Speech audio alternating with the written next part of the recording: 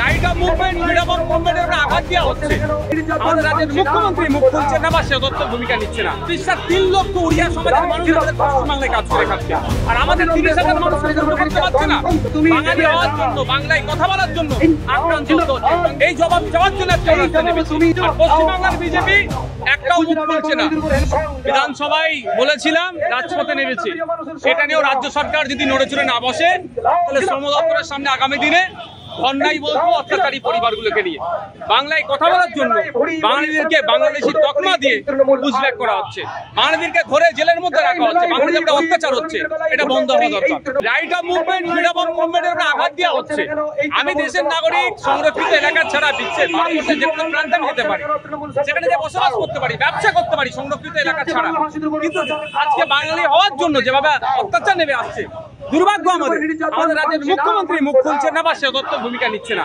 আমি প্রতিবেশী রাজ্য যদি উড়িষ্যা আমরা দেখি, উড়িষ্যার ৩ লক্ষ উড়িয়া সমাজের মানুষ আমাদের পশ্চিমবাংলায় কাজ করে খাচ্ছে, আর আমাদের ৩০,০০০ মানুষ করতে পারছে না।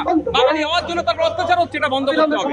১৫ নম্বর আর্টিকেলে বলা আছে, ধর্ম, জাত, বর্ণ, জন্মস্থান দেখে আলাদা করে কোনো তার সাথে ব্যবহার করা যাবে না।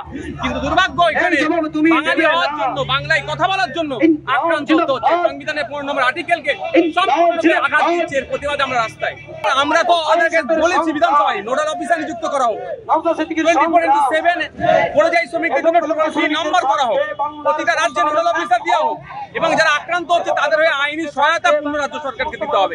এই নিয়ে আজকে আমাদের ডেপুটেশন। জবাব তো উড়িষ্যা সরকারের কাছ থেকে আমাদের রাজ্য সরকারকে নিতে হবে। কেন পাচ্ছে না নিতে? এই জবাব চাওয়ার জন্য আজকে রাস্তায় নেমেছি। দেখুন, কমিশন গঠন করে সমাধান হবে না। ওই জন্যই আমরা পরিযায়ী আলাদা ভোট করতে বলেছিলাম, পরিযায়ী ভোট হয়েছে, কিন্তু পরিযায়ী ভোটের সেই ফাংশন দেখতে পাচ্ছি না। এখন ডাইরেক্ট রাজ্য সরকারকে, শ্রম দপ্তরকে, মুখ্যমন্ত্রীকে এতে ইন্টারফেয়ার করতে হবে, দায়িত্ব নিতে হবে এই সমাধানের জন্য। কেন্দ্র সরকারের, বিশেষ করে বিজেপি যে সমস্ত রাজ্যগুলোতে আছে, চরমভাবে বাঙালিরা আক্রান্ত হচ্ছে, আর পশ্চিমবাংলার বিজেপি একটাও মুখ খুলছে না।